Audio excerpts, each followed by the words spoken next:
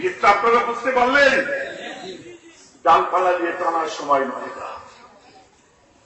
গোড়াকে আমাদের মজবুত করে ধরতে হবে। আর গোড়া আমরা মজবুত করে ধরতে পারলে জানবেন যে কোনো ডালপালায় আমরা যেতে পারবো। আপনারা জানেন পূর্ব ভারতের ইতিহাস পড়ে আজ বহু মত আপনারা দেখতে পাচ্ছেন পূর্ব ভারতের মুসলমানদের মধ্যে যেদিন হাসির দোয়া কাশির দোয়া পেচ্ছাপ পায়খানা দোয়া শিকার প্রশ্ন আসেনি, পূর্ব ভারতের মুসলমানদের মধ্যে যেদিন নাকি ইমানের অস্তিত্বের লড়াই দেখা দিয়েছিল, ওই সময় জেনে রাখবেন ফুরফুরা শরীফের মুজাদ্দিদ জামানকে ছিলেন। ওই সময় আমার আপনার বাপদাদের ইমান বাঁচাতে দিল্লি থেকে কেউ আসেনি, আমাদের বোম্বে থেকে আসেনি, কোন দেওবন্দি আসেনি, কোন রাফেজি আসেনি, কোন খানেজি আসে নাই, তাবলীগী জামাত আসে নাই, জামাত ইসলামী আসে নাই। আমার আপনার ইমানের অস্তিত্বের লড়াই ফিরেতে যিনি আগিয়ে এসেছিলেন উনি তো হলেন ব্রহ্মপুত্র আবু বকর জেলে বলেছেন। অতএব আমাদের ইমানের অস্তিত্বের লড়াই ফিরেতে পেরেছিল, আজও আছে। তাই ইতিহাসের কথায় যখন তাকে দেখেছি, ইতিহাসের পান্নায় যখন দেখেছি, দেখলাম পড়াশোনা যখন করেছি নুন খেলে গুণ গাইতে হয়।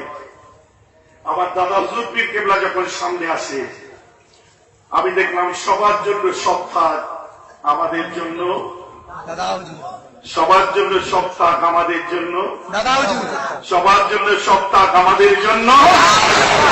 দেখলাম সবার জন্য সব থাক আমাদের জন্য দাদা হুজুর থাক। মজবুত করে গোড়াটা ধরি নিয়ে যে কেন্দ্র রেজিস্টারের মধ্যে তাদের নামটা লিখে হবে, প্রয়োজন কি আছে? এরা প্রায় কি মার্কেট খারাপ চলছে? কিসের জন্য আবার সমষ্টির দরকার কেন? মুজাদ্দিদ জামান একা ছিলেন।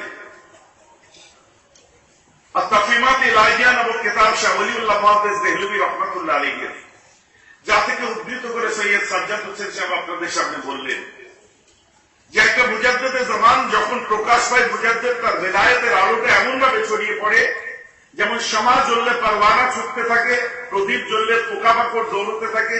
মুজাদ্দিদের বিলায়েতের আলো জ্বললে মানুষ পোকামাকড় পারওয়ানার মতো তার দিকে ছুটতে থাকে।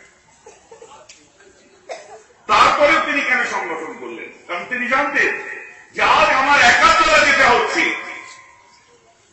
কারণ মুজাদ্দিদ জামান আপনি যদি ইতিহাস করেন পূর্ব ভারতের জমিনেতে, আমি চ্যালেঞ্জ করে বলে দিচ্ছি তার জীবনের উপরে 15টা বছর আমার গবেষণা। কেবলমাত্র ওয়াজ করতে গিয়ে কারামত বলেই দাদা হুজুরকে চিনিছি এটা ভাববেন না। একটা তাবিজ দিয়ে 107টা জেল দিয়েছিল তার নাম দাদা হুজুর, শুধু এটা ভাববেন না। আসাম জঙ্গলের বাদ দাদা হুজুরকে থেকে পালিয়ে গেছিল, এটাই দাদা হুজুরের পরিচয়, এটা ভাববেন না। দাদা হুজুর পীর কেবলার বহু কারামত এরকম আছে, কারণ তিনি তো ছিলেন আল্লাহর ওলি, আর ওলিদের তো কারামত থাকবেই। দাদা হুজুরকে দেখে জঙ্গলের বাদ পালাবে না তো পিসি সরকারকে দেখে পালাবে? দাদা হুজুরের তাবিজে জেল পালাবে না তো আমার মতো মুনি সাহেবের তাবিজে পালাবে? দাদা হুজুর পীর কেবলার বুকেতে বোতল ফাটবে না তো আমার বুকেতে ফাটবে? এটা দাদা হুজুরের জন্য মামুলি ব্যাপার, কিন্তু এই আমার দাদা হুজুর। তাহলে সেই আবু বকর কোথায় গেল যিনি অসহযোগ আন্দোলনের সময় যার অগ্রণী ভূমিকা দেখা দিয়েছিল?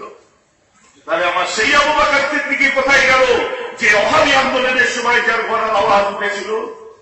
আমার সেই দাদা হুজুর পীর কেবলা কোথায় গেল যে দাদা হুজুর পীর কেবলাকে ইতিহাসের পাতায় বিভিন্ন সময় বিভিন্ন বড় বড় মনীষীরা গবেষণা করে তার লাইফের উপর থিসিস করেছে? আমার সেই দাদা হুজুর পীর কেবলা কোথায় গেল স্বাধীনতা সংগ্রামের ক্ষেত্রে যার অবদান আজও ভারতের ইতিহাসে লুকিয়ে আছে? আমার সেই দাদা হুজুর পীর কেবলা কোথায় গেল মৌলানাদের জবান থেকে তার আওয়াজ আজও আসছে না কেন? যে হ্যাঁ, মুজাদ্দিদ জামানকে যখন চ্যালেঞ্জ করেছিল দাদা হুজুর পীর কেবলা ওই সময় বলেছিলেন শহীদ মিনারে হাজার হাজার মানুষ দাঁড়িয়ে লর্ড কার্জেন ব্রিটিশ সরকারের বিরুদ্ধে আওয়াজ তুলেছিলেন